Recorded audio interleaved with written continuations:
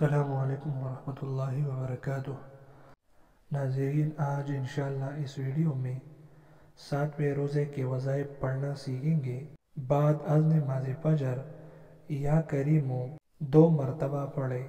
بعد از نماز ظہر پنجم کلمہ 133 مرتبہ پڑھے۔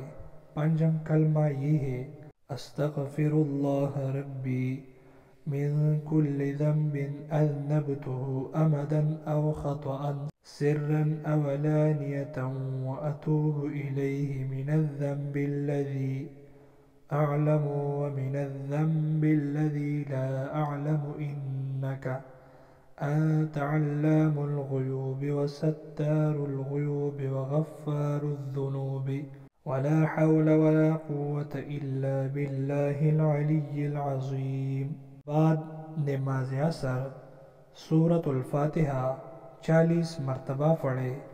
بسم اللہ الرحمن الرحیم، الحمدللہ رب العالمین الرحمن الرحیم مالک یوم الدین، ایاک نعبد و ایاک نستعین، اہدنا الصراط المستقیم صراط الذین انعمت علیہم غیر المغضوب علیہم ولا الضالین۔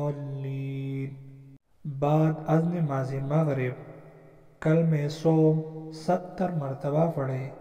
سبحان اللہ والحمد للہ ولا الہ الا اللہ واللہ اکبر ولا حول ولا قوة الا باللہ العلی العظیم۔